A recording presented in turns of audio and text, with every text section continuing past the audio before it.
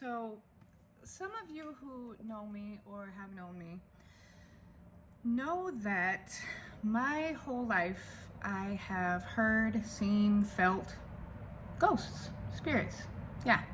And it's made my life very difficult, actually. When I was a kid, I would see them, like straight see them all the time, and no one would believe me. Like no one believes most kids. Oh, you have an imaginary friend. Or that's not real. You're just imagining. No, that's just real. So believe your kids. Believe your kids, please.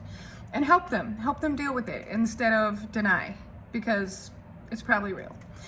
That being said, so most of my life, I didn't really embrace it. You know, I didn't think that they were coming to me with a message or that they needed help.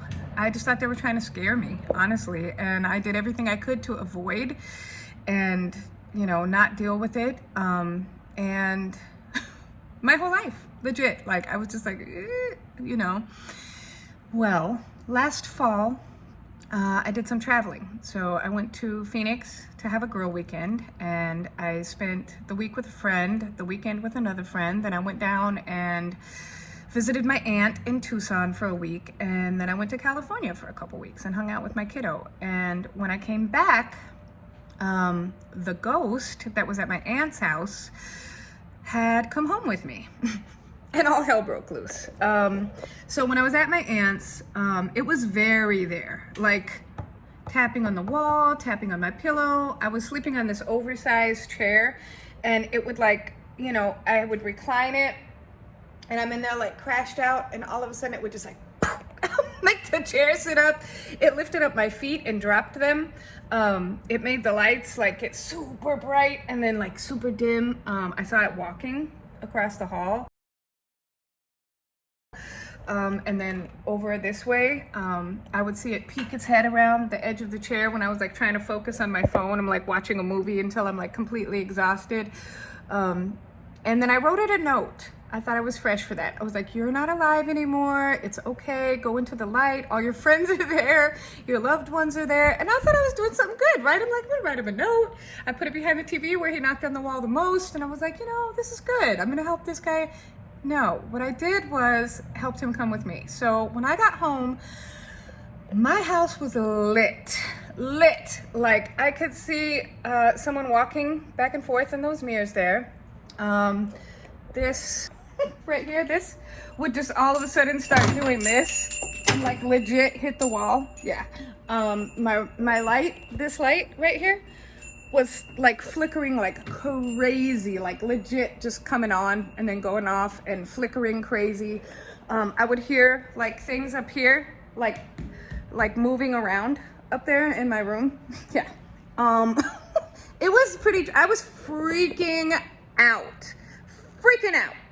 And so I'm like Googling, right? I'm like, okay, I need help here. This is crazy. So I got on Google, and I'm like, there's got to be like a psychic medium, a shaman, a Reiki person. Somebody has got to help me deal with this, right? So I'm Googling, and I get this psychic person who's like, oh, you opened up a portal, and you know, I need $2,500 to close it. I'm like, next. So I end up finding this Reiki girl. Her name is Amanda. She's out here in Quad City. She's amazing. She's very, very cool. And so I'm talking to her about what's going on. And of course, she can't get me in for days. And I'm like, do you understand? I'm like crying right now. I'm like, I don't know what to do. And so she like joined my energy or whatever. And she called me later and was like, okay, I have a download. Like, okay, it is the person from Arizona.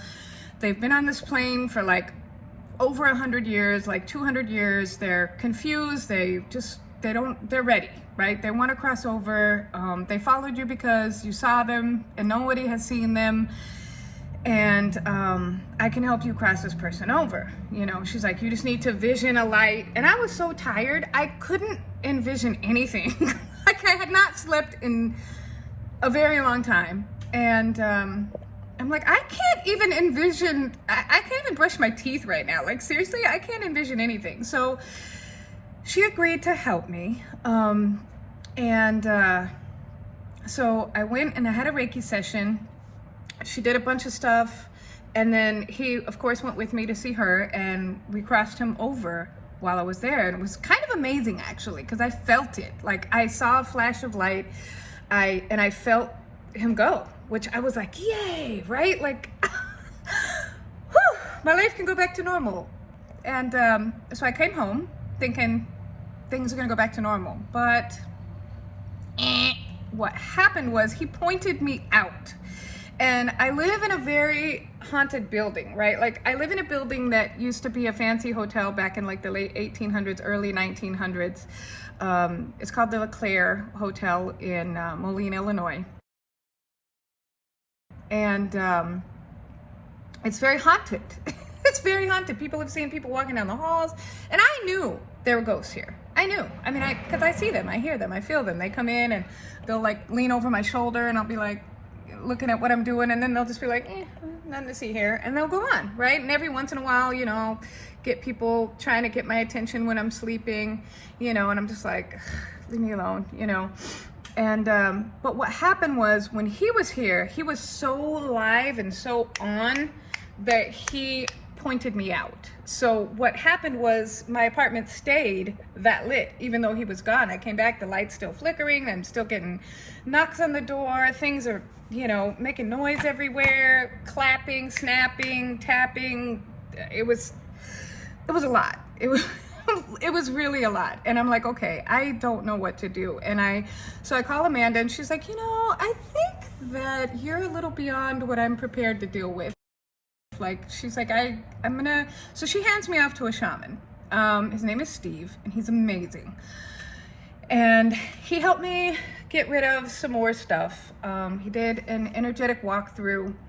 Because of COVID, he couldn't come over here personally, but he did an energetic walkthrough, found out that yes, there is indeed a lot of activity in the building, and there's actually this ghost manager here called the Gentleman. No shit, y'all, this shit is real.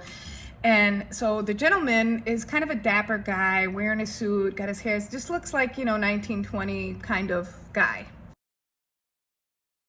And he handles like the ectoplasmic traffic in this building, because what happens is, first of all, it's a small town. It's 300,000 people, which doesn't seem too small, but it's real compacted. Like, if you look at Quad Cities on the map, it's just like this little square, and it's very dense. And this is like the one building that's like tall, and it's just kind of, everything else around here is like 4 stories, and even on the other side of the river, nothing's very high. And a lot of people had attachments to this building. So when people die, this is where they go, right? They have a childhood memory here, or they went to a wedding here, or, you know, they remembered, you know, it was this fancy place. And for some reason, there's just a lot of traffic here. So this guy apparently tries to keep like the creepies out, and then tries to, you know, keep things from getting too crazy here, which makes me sound like The Shining. And it's kind of extra. A lot of people have felt, seen, and heard all kinds of things in this building. Anyway, so what happened was my subconscious made an agreement to help him, but he had to knock first and try and keep my apartment off limits until I could learn how to help, right? Because this is all new for me, which I still haven't really gotten to that point yet. I'm getting better, but you still got a long way to go. Like, I was just talking to him the other night, and I was like, look, dude, I'm gonna have to help you from a distance, because I'm just not there yet. He's touching my hair right now. Anyway, that being said, I think when I say his name, he thinks I'm inviting him in. It's definitely possible. Anyway, so back to the thing. So the working. So dealing with the shaman, in order to like learn how to protect myself and quarantine this place, I had to deal with a lot of my own energy, right? I had to clear my own energy. So that was kind of the catalyst to start Reiki 1, right? Because Reiki 1 is all about you. You learn how to deal with your shit and your energy and your chakras and your energy meridians, and clearing your trauma so that your energy is clear enough so that you are flowing appropriately, right? And so I've been dealing with a lot of that. and I was supposed to work with him. Like, he told me about my spirit guides and some of my ancestors and some of like the gifts through our generation and our ancestral line, and my spirit animals of the time, they change, right? Like, when your vibration changes, your spirit animals change, because different animals have different gifts and they support different things, right? So as you evolve and you grow, you learn, different animals will come in, you know, to help with that particular stage in your life. So when all this first started happening, I had like this big white Siberian tiger and a wolf and some other stuff, and now they're gone. Now I have a dragon and a few other things that are just kind of hanging around, a mountain lion. It's really interesting.